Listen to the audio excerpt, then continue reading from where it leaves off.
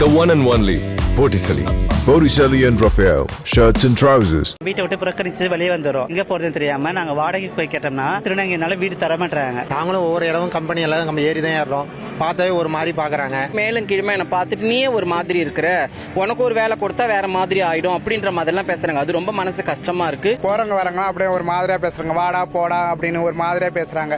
எங்களுக்கு ஒரு மாதிரியா அவமானமா இருக்கு. எங்களுக்கு வீடே கிடைக்க மாட்டேங்குது, எங்கேயுமே கிடைக்கல. எங்க போய் கேட்டாலுமே நீங்களா ஒரு மாதிரியா தான் பார்வை பாக்குறாங்க. எங்களையும் வந்து சேர்த்துக்கோங்க, நாங்களும் நல்லபடியாக எல்லாமே செய்வோம், போவோம், வருவோம். சரிங்களா? எங்களை மட்டும் ஏன் ஒதுக்கி பாக்குறீங்க? ஒண்ணு என்ன செய்யணும், பெக்கிங் போகணும், இல்லைன்னா பாலியல் தொழிலுக்கு போகணும். புதிய தலைமுறை டிஜிட்டல் நேயர்களுக்கு வணக்கம். புதிய தலைமுறையோட தேர்தல் சிறப்பு பேருந்து இன்னைக்கு கடலூர் மாவட்டத்திற்கு வந்திருக்கு. இங்க கடலூர் மாவட்டத்தை சேர்ந்த திருநங்கைகள் சிலர் இருக்கிறாங்க. அவங்களோட கோரிக்கைகள் என்ன, இந்த தேர்தலில் அவங்களுக்கான எதிர்பார்ப்புகள் என்ன, அது மாதிரியான விஷயங்களை அவங்க கிட்டயே கேட்டு தெரிஞ்சுக்க போறேன். இந்த தேர்தலை பொறுத்தவரையும் உங்களோட, அதாவது திருநங்கைகள் சமூகத்தில் உள்ள முதல் கோரிக்கைனா என்னக்கா? அடிப்படை வசதி வீடு தான் சார் எங்களுக்கு தேவைப்படுது. ஏன்னா வீடு இல்லாம ரொம்ப கஷ்டப்படுறோம். என்ன வச்சுங்களா, வீட்டை விட்டு புறக்கணிச்சு வெளியே வந்துடும். வந்த பிறகு நாங்க எங்க போறதுன்னு தெரியாம நாங்க வாடகைக்கு போய் கேட்டோம்னா வாடகை அதிகமா சொல்றாங்க. அதே திருநங்கைனால வீடு தர மாட்டாங்க. முதல் பேசிக் திங்ஸ் வந்து எங்களுக்கு வீடு தான் தேவைப்படுது. அது வீடு கிடைச்சா நாங்க வேலைக்கு போகலாம், எல்லாமே பண்ணலாம். ஒரு வீடு இல்லாம எங்கேயுமே பண்ண முடியல. பாலியல் தொழில பெக்கிங் போய் தான் சாப்பிட்ற இது வரைக்குமே. வளர்ந்து வர்ற சமூகத்தில் திருநங்கைகள் நிறைய பேர் படிக்கிறாங்க. அவங்களுக்கான வேலை வாய்ப்புகள் கிடைக்குதா? இல்லைங்க சார், வேலை வாய்ப்பே கிடைக்காம இருக்கு சார். நாங்களும் ஒவ்வொரு இடமும் கம்பெனி எல்லாம் நம்ம ஏறி தான் ஏறோம். பார்த்தாவே ஒரு மாதிரி பாக்குறாங்க. கம்பெனி வந்து என்னன்னா அவங்களுக்கா வேலை கொடுக்கறதுன்னு நினைக்கிறாங்க. ரொம்ப கஷ்டமா இருக்கு வேலை கிடைக்காம. நாங்களே என்னன்னா வேலை கிடைக்காம லோல் பட்டுன்னு இருக்கோம். நீங்க என்னக்கா படிச்சிருக்கீங்க?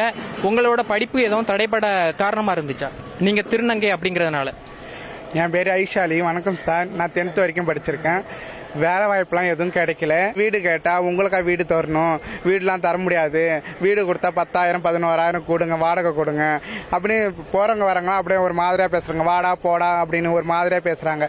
எங்களுக்கு ஒரு மாதிரியா அவமானமா இருக்கு. எங்களுக்கு திருநங்கைகளுக்கு வந்து அரசாங்கம் இலவச வீடு தரணும் அப்படின்னு கோரிக்கை வைக்கிறீங்களா, இல்ல வந்து வாடகை வீடு கூட உங்களுக்கு குறைஞ்ச விலையில கொடுக்கறது இல்ல, அது மாதிரியான கம்ப்ளைண்ட் வைக்கிறீங்களா? இலவச வீடு தரணும். அதான் அரசாங்கம் இலவச வீட்டு மனை பட்டா தரணும். அதான் முதல் கோரிக்கை எங்களுக்கு. ரெண்டாவது வந்து படிச்ச திருநங்கைகளுக்கு வேலை வாய்ப்பு கொடுக்கணும். அது ரெண்டாவது கோரிக்கை. ஏன்னா எல்லா டிஸ்ட்ரிக்ட்லையும் தராங்க. இந்த டிஸ்ட்ரிக்ட்ல ஐயா கலெக்டர் ஐயா வந்திருக்காரு, ஓரளவுக்கு பரவாயில்ல. ஏன்னா ஃபர்ஸ்ட் இந்த கலெக்டர்லாம் எப்படி தெரியாது, ஐயா வந்ததுலேருந்து கொஞ்சம் மாற்றங்கள் நிகழ்ந்திருக்கு. பொதுவா இந்த தொகுதி எம்பிக்காகட்டும், இல்லாட்டினா பொதுவா நீங்க அரசாங்கத்துக்கே ஒரு கோரிக்கை வைக்கிறீங்க அப்படின்னா, முதல் கோரிக்கை இந்த விஷயத்தை எங்களுக்கு சரி பண்ணி கொடுங்க அப்படின்னா என்ன சொல்லுவீங்க? வணக்கம் சார், என்னோட பேரு பிரகாஷ் அலெஸ் பிரதீக்ஷா. நான் கடலூர்ல ஸ்காட் சொசைட்டி ஓர்பால் இருப்பு கொண்ட ஆண்கள் மற்றும் திருநங்கைகள் மத்தியில் HIV எய்ட்ஸும் பால்வின நோயும் பரவாம அதை தடுக்கிறதுக்காக ஒர்க் பண்ணிட்டு இருக்கோம். நீங்க சொன்ன மாதிரி ஃபர்ஸ்ட் MP கிட்ட MLA கிட்ட நாங்க எவ்வளவு MP MLA கிட்ட சொல்லிட்டோம். இது வரைக்கும் நாங்க வந்து எங்களோட காலம் முடிஞ்சிருச்சு. நாங்க இதுக்கப்புறம் வர தலைமுறைக்காக தான் நாங்க பாடுபட்டு இருக்கோம். அவங்களுக்கு ஒரு ஃபண்டமெண்டல் ரைட்ஸ்ன்றதே கிடையாது. ஒரு வீடாகட்டும், எங்க போனாலும் அவங்க சொன்ன மாதிரி தான், எங்களுக்கு வீடு கிடைக்கல, வாடகைக்கு வீடு கொடுக்க மாட்டாங்கன்ட்டு நாங்க நிறைய மனு கொடுத்திருக்கோம். ஒவ்வொரு கலெக்டரும் எங்களுக்கு செய்யறோம் ஆனா செய்யறாங்க. செய்யும் போது கடைசியில் என்ன பண்ணிடுறாங்க, கலெக்டர் மாறினதுக்கு அப்புறம் எங்களோட இது கரப்பிலே போட்டப்பட்டுடுது. இப்ப நம்ம சார்ட்ட சொல்லியிருக்கோம், நாங்க கண்டிப்பா உங்களுக்கு செய்யறோம்னு சொல்லியிருக்காங்க. அதே மாதிரி எங்களுக்கு வந்து எங்களை வழி நடத்துறவங்க DAPCO, தமிழ்நாடு மாநில எய்ட்ஸ் கட்டுப்பாடு சங்கத்தில இருந்து, district AIDS control and prevention யூனிட்ல இருந்து எங்க sir DPM sir and DS sir 2 பேர் இருக்காங்க. எந்த கோரிக்கையா இருந்தாலும் நாங்க அவங்க கிட்ட தான் போய் சொல்றோம். சொல்லும் போது அவங்க நாங்க உங்களுக்கு பண்ணி தரோம் அப்படின்ற மாதிரி சொல்றாங்க. எங்களோட முக்கிய கோரிக்கை என்னன்னு பாத்தீங்கன்னா, அவங்களுக்கு வாழறதுக்கான ஒரு வீடு தான் வேணும். வீடு இருந்ததுனாலே போதும், ஏதாவது சுய தொழில் ஏதாவது ஒன்று பண்ணி நாங்க பழச்சிக்கும். இப்ப வீடே கிடைக்க மாட்டேங்குது, எங்கேயுமே கிடைக்கல. எங்க போய் கேட்டாலுமே நீங்களா ஒரு மாதிரியா தான் பார்வை பாக்குறாங்க. இப்ப நாங்க இங்க ஒர்க் பண்றோம்னா நாங்க திருநங்கை மக்கள், திருநங்கைகளுக்காக நாங்க ஒர்க் பண்றோம். அங்க போய் அதனால எங்களுக்கு வேலை கிடைக்குது. தமிழ்நாடு மாநில எய்ட்ஸ் கட்டுப்பாட்டு சங்கத்துல இருந்து எங்களுக்காக கிடைக்குது. இதே நான் வேற இடத்துல போய் கேட்கும் போது எனக்கு மேலும் கீழே என்ன பார்த்துட்டு நீயே ஒரு மாதிரி இருக்கிற, உனக்கு ஒரு வேலை கொடுத்தா வேற மாதிரி ஆயிடும் அப்படின்ற மாதிரிலாம் பேசுறாங்க. அது ரொம்ப மனசு கஷ்டமா இருக்கு. எல்லாமே மாஸ்டர் டிகிரி படிச்சு MPhil PhD கூட இப்ப பண்ணிட்டு இருக்காங்க. எங்களுக்கு ஒரு வேலை கிடைச்சதுன்னா ரொம்ப நல்லா இருக்கும். அதே மாதிரி எங்களுக்கு ஒரு வீடு இருந்ததுன்னா ரொம்ப போதும். எங்க மக்களோட முக்கிய கோரிக்கையே அதுதான். நாங்க நிம்மதியா படுத்து தூங்குவோம். ஒரு வாடகை வீட்டுல பொழுது அந்த வாடகை வீட்டுல எவ்வளவு அனுபவிக்கணும். ஜெனரல் பாப்புலேஷன் அவங்களுக்கு வேற மாதிரி, எங்களுக்கு வேற மாதிரி, எல்லாமே ஒவ்வொன்றும் ஒவ்வொரு மாதிரி சொல்லும் போது ரொம்ப கஷ்டப்படுறோம். நாங்க விளிம்பு நிலை. அந்த காலத்துல வேற பேர் வச்சு கூப்பிட்டாங்க. இப்ப எல்லாமே கலைஞரையா வந்ததுக்கு அப்புறம் திருநங்கைகள் சொல்லி ஒரு அழகான பேரை வச்சு எங்களுக்கு இது பண்ணிருக்காங்க.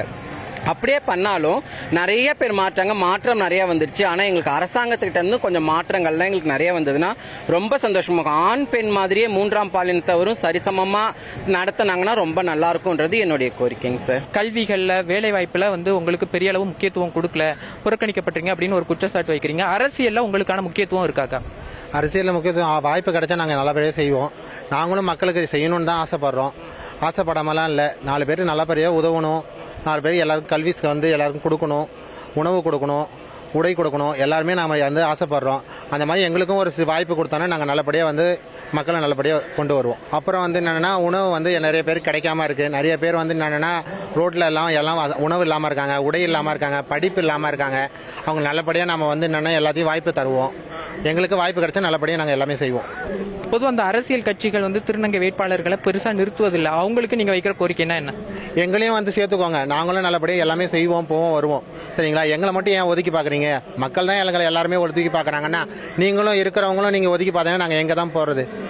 ஒருவேளை வந்து உங்க திருநங்கை சமூகத்தை சார்ந்த மாற்று பாலினத்தை சார்ந்த ஒருத்தர் வந்து ஒரு எம்எல்ஏவாவோ எம்பியாவோ தேர்வானா அது உங்களுக்கு எந்த அளவுக்கு பாசிட்டிவா இருக்கும்? ரொம்ப சந்தோஷமா இருக்கும். ஏன்னா போன தடவை வந்து டாக்டர் கங்கா நாயக்கன்ட்டு வேலூர் மாவட்டத்தை வந்து எம்சி ஆயிருக்காங்க.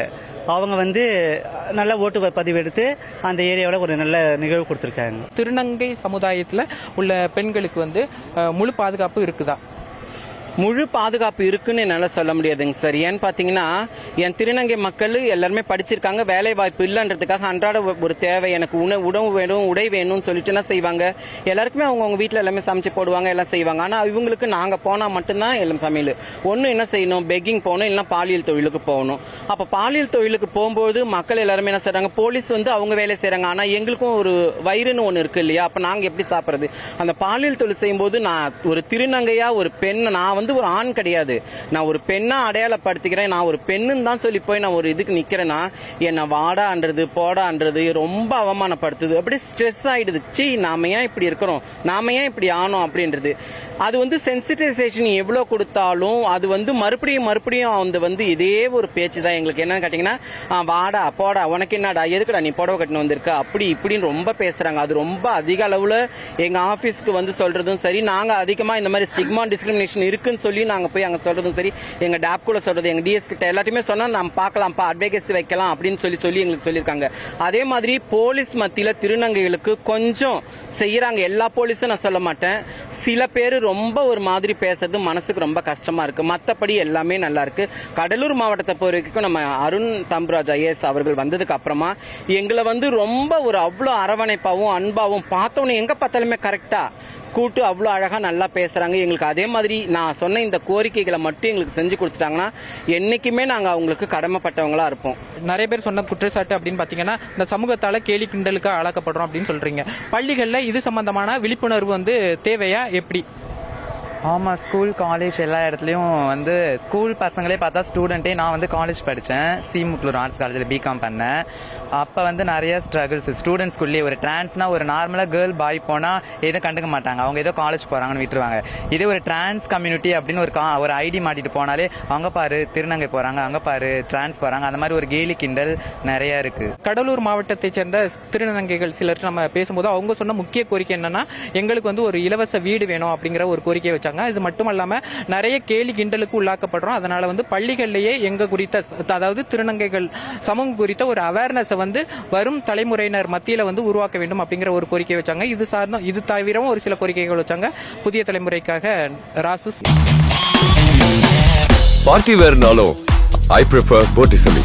எங்க இருந்தாலும் நம்ம ஸ்டாரா தெரியணும் இல்லையா? வெரைட்டியான கலர்ஸ், நியூ டிசைன்ஸ், அதுக்கு மேல star look. The one and only Botticelli. Botticelli and Raphael, shirts and trousers.